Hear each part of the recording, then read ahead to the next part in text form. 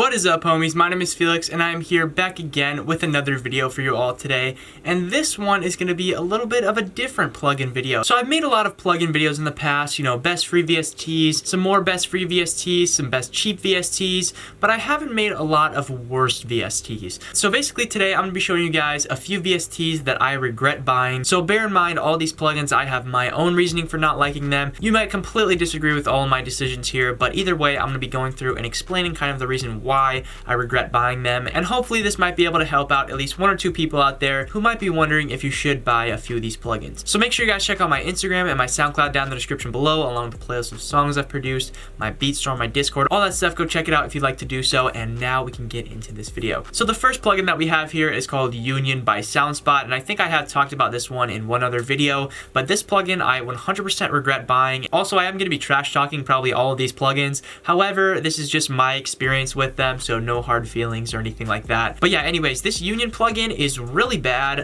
The first thing that you notice is that it's got this like gigantic black border around it. I'm sure there's a way to fix it.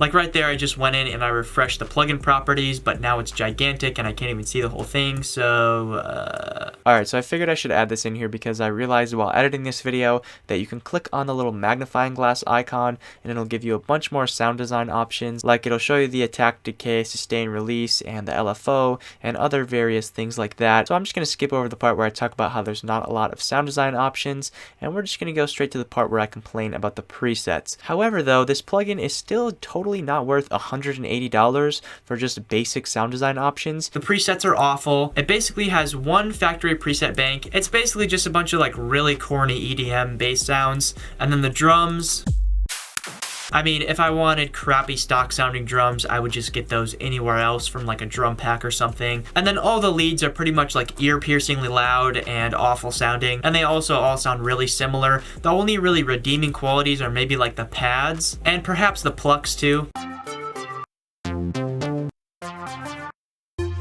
But then again, pretty much all the pads sound very similar, all the plucks sound very similar to each other, and really you could just buy Expand or Hybrid 3 for like the exact same price, and both of those plugins will give you like 50 times the presets and all of the same sounds that you have here pretty much. So the next plugin that sadly to say I regret buying is called Lume 2. There's also a Lume 1, but I only bought the newer version, and it really saddens me to put this on my list because I have a lot of love for air music technology, but this is a little something that I just cannot approve of. I do understand that I'm not like their target audience for this. I would say this is much more of like an EDM sound design type plugin. However, when I was looking at the plugin, I saw that there did seem to be a good number of presets in there that were like more trap oriented. However though, there's a few different things that really grind my gears about this plugin. The first thing is that all the presets sound very EDM-esque. Like if you listen to some of the leads,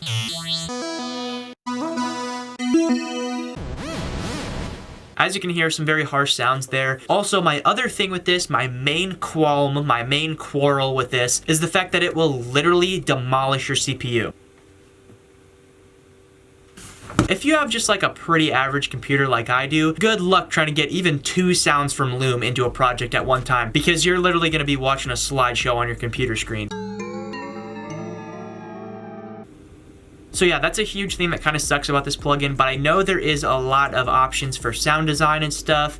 There's this morph thing right here, which is really good for doing, you know, whatever you might want to do here. For whatever reason, this tab is a little bit messed up, but this is like the main thing here. You can change all the attack, decay, sustain, release, all that stuff on all this. So if you're into sound design and EDM type stuff, this might be a good plugin for you. The one other redeeming quality about this is that there is a ton of presets, as you can see right here, just a bajillion presets. However though, the problem, at least for me, was that I don't really like a lot of harsh sounding sounds, and it takes a while to sift through the presets and figure out one that was like usable for me. There wasn't a whole lot of like soft sounds, like nice pretty sounding bells or anything like that, so you really got to search for a little while if you want to find some good stuff. Alright, now this one, I'm prepared for the hate that I'm about to receive for this. I know there's going to be at least one person in the comments, probably you over there, who's going to get real mad about this one and be like, oh, you just don't know anything about sound design, oh, you haven't use the plugin for long enough, blah, blah, all this stuff. But number 3 on my list is Sector by Initial Audio. So this is one of those plugins that I see everybody rave about how good it is. You see a lot of videos from YouTube producers where they're like, this is the best plugin ever, blah, blah, blah. It's not though. It's really not that good. And the thing that upsets me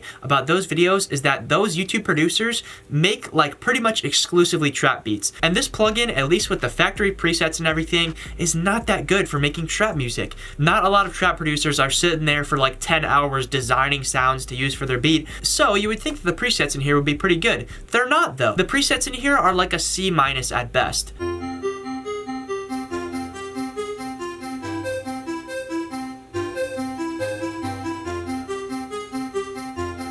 That was one key, which is my other main problem that I have with Sector. If you press one key, it gives you like an entire song. For example, this was me right here when I first got Sector. I was waiting for Sector to go on sale for quite a while because I saw it. I saw people say it was a good plugin for trap beats and stuff like that, and I was like, oh, okay, looks like a good plugin. So I waited for it to go on sale. I got it on sale for like 40 or 50 bucks. I install it and everything, all hacker man into my FL Studio and stuff. Load it up. I go to the keys because, you know, keys probably the first thing I'm gonna mess around with, and I play this sound.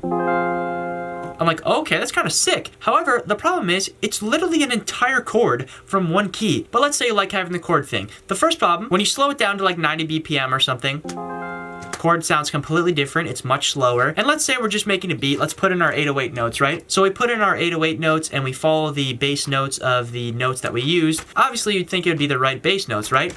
Well, when we pitch it up, it's not even the right bass notes. So right there, it's just a whole extra hassle that you should not have to deal with when you're making beats. Messes up your whole flow and your rhythm by having to do a whole extra thing just to make your track work. Yeah, I know obviously it's not the biggest deal in the world, but it is a little bit annoying. But obviously that's just one preset, right? Let's listen to some of the leads or something.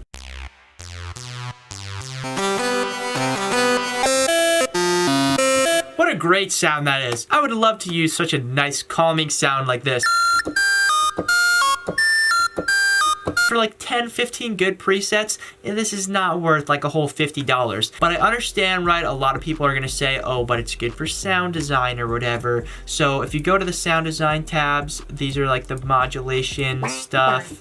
They got the LFOs in there. And yeah, I'm sure if I was more well-versed in the world of sound design, this would be, you know, a wonderful plugin for me. However, a lot of times they market this plugin as like a trap VST type thing, and it's really not that great for that. All right, so the next plugin that I have here on this list of plugins that I regret buying is Octane. And for this one, I'm proud to stand tall and absolutely dump on this plugin because I don't like it at all, and I see ads for it everywhere, and they're like, this is the top melody VST for 2021. And every time I see him, I'm just like, shut up, the plugin looks so ugly. How are you really sitting here pushing this plugin as like the top trap VST of 2020, the best VST ever, when you're using the default word font for literally every single piece of text in the entire plugin? But whatever, right? Don't judge a book by its cover. The plugin may look super ugly and super unprofessional, but you know, maybe the plugins are amazing. Maybe it's a super powerful, awesome synth. Maybe it's got some great samples in there or whatever. But surprise, surprise, no, it doesn't. The presets are all awful too.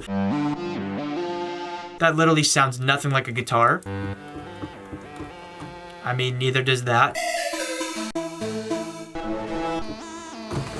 Oh my god, they all suck.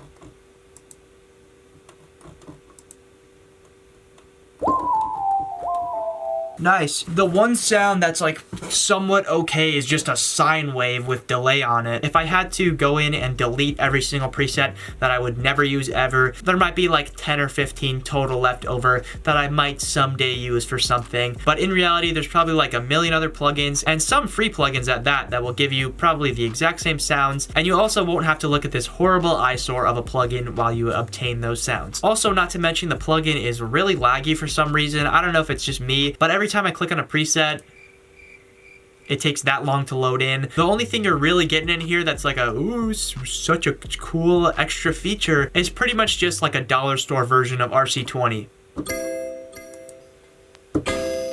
It's just terrible. They can scam me out of my $10.97 or whatever, but hopefully it doesn't happen to any of you watching this. All right, so up next we have 3 plugins that I actually regret buying. And the plugins are the Kalimba, Tongue Drum, and Grand Piano from Dark Silence Software, I think it's called. But unfortunately, however, these plugins are just kind of useless. And it made it a lot worse because I was really excited to buy these plugins. On paper, the plugins look pretty good. The interface is, pretty cool looking, and they have some nice colors, some pretty sleek kind of designs going on. But the thing is, each plugin is just like one sound basically. Like at that point, you might as well just be using sound fonts or something, because basically this piano, it's like, okay, it's cool. There's a couple different knobs you can adjust. You can add some more reverb and whatnot. And all this stuff here you can just do in a mixer channel as well. So it's literally just a piano sound. But hold on, because the piano is really probably the best plugin out of all of these. Because you can always use a piano plugin with a different kind of feel for whatever track you might be working on. But however, the Kalimba is literally just this sound.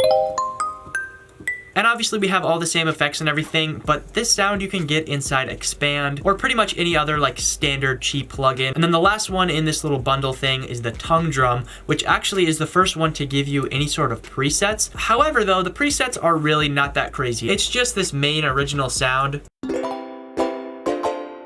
But they took the liberty of going in there and tweaking the knobs for you to give it different kind of sounds. So there's some more muted drum kind of sounds, some more plucky sounds, but they're pretty much all the same thing, and they're all very basic sounding sounds. So yeah, each of these plugins are pretty much just like one sound each, and I found that really strange, and they're almost just kind of like a waste of potential. One plugin that I don't have anymore, but I don't necessarily regret spending money on, is Arcade by Output. So don't get me wrong, Arcade is a really nice plugin. This is probably the only plugin on here that I would definitely give some praise to. I mean, come on, if I would have had this when I was maybe 20, I'd probably be a billionaire right now. But honestly, my main problem with Arcade is that you have to pay every month for it. When I was using it a while ago, it was like $10 every month, and I also got it for a couple months free or something like that. I don't know if it's just me, but paying for something every single month is really annoying. I would rather just pay for it one time. And honestly, Arcade's cool, but you can live without the sounds in here. It's not that big of a deal. So yeah, that's pretty much gonna do it for me in this video here today. I hope you guys enjoyed this one. I hope you're able to take 1 or 2 pieces of advice from this video and steer clear from a couple plugins that I mentioned. But yeah, so let me know down in the comments below if you have any plugins that you regret buying. Make sure you let everybody know so they don't have to experience the pain that you went through with those plugins. But yeah, make sure you guys check out my Instagram and my SoundCloud down in the description below,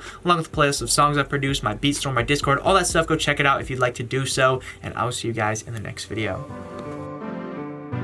Why, oh why can I seem to find you?